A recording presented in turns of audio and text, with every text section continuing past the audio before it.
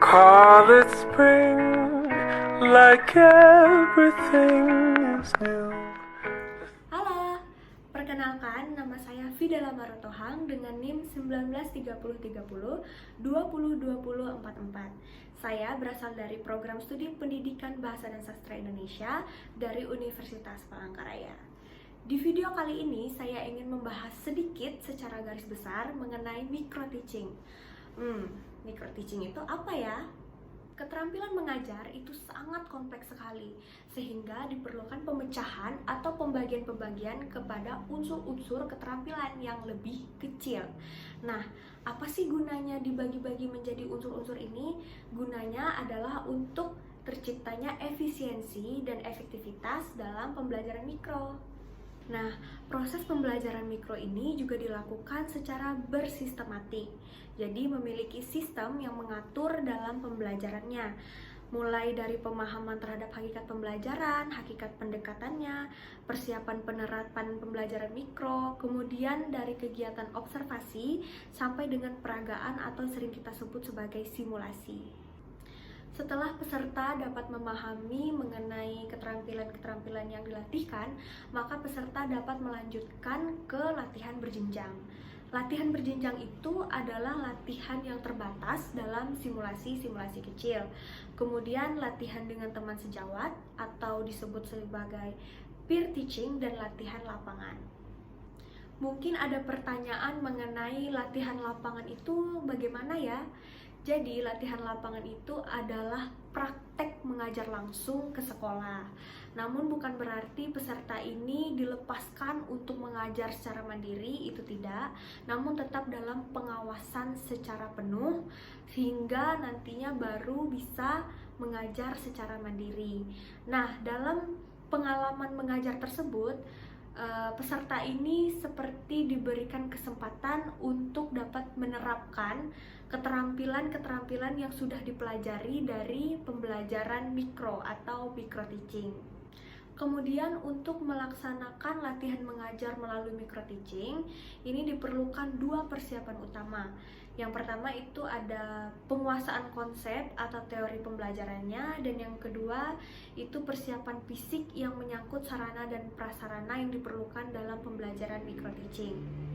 Kemudian berhubungan dengan persiapan dan perencanaan, pada hakikatnya memang persiapan dan perencanaan ini sangat-sangat penting, karena apabila tidak ada persiapan dan perencanaan, proses belajar mengajar tidak akan berlangsung seperti yang semestinya atau tidak akan mencapai tujuan yang diharapkan atau yang diinginkan. Oleh karena itu, perencanaan itu dasarnya terdiri dari dua, yaitu ada silabus dan rencana pelaksanaan pembelajaran atau yang sering sekali kita dengar sebagai RPP. Tidak menutup kemungkinan ada pertanyaan mengenai mengapa tenaga pendidik itu ditekankan dalam pembuatan perencanaan pembelajaran. Alasannya salah satunya adalah karena dengan membuat perencanaan pembelajaran memang itu adalah tugas profesionalitas seorang guru. Di samping itu juga perencanaan pembelajaran membantu kita untuk mencapai tercapainya kompetensi dasar atau tujuan-tujuan yang ingin kita harapkan untuk dicapai. Nah, yang berarti sejak awal juga seorang guru itu sudah membuat keputusan atau tindakan apa saja yang akan dilakukan ketika dalam proses belajar mengajar. Sasaran akhir dari pembelajaran atau tujuan yang ingin dicapai itu adalah adanya perubahan perilaku atau bisa disebut dengan change of behavior ke arah yang positif. Nah, perubahan itu berupa pengetahuan, keterampilan, dan sikap. Ketika kita merumuskan tujuan yang akan dicapai ketika mengajar, itu termasuk dalam merencanakan pembelajaran. Seperti yang kita bahas di awal video tadi, bahwa pembelajaran itu adalah suatu sistem.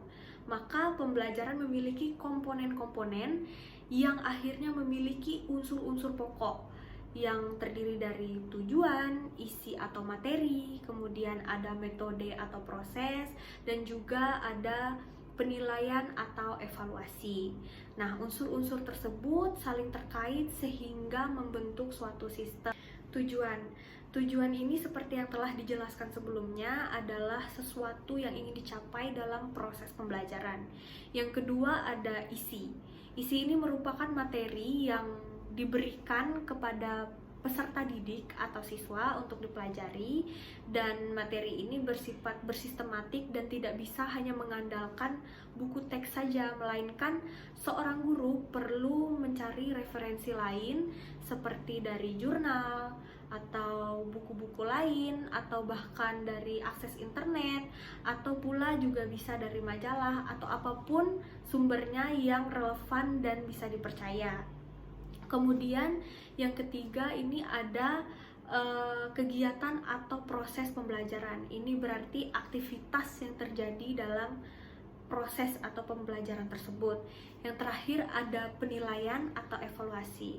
Nah, evaluasi ini tujuannya untuk mengetahui seberapa jauh efektivitas proses dan hasil dalam pembelajaran. Saya rasa cukup sampai di sini saja pembahasan mengenai pembelajaran mikro atau micro teaching.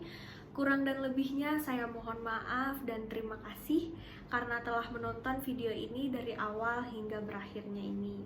Dan semoga kita semua selalu dalam lindungan Tuhan, dalam keadaan yang sehat, tidak kekurangan suatu apapun. Terima kasih, salam sehat. Call it spring, like everything is new.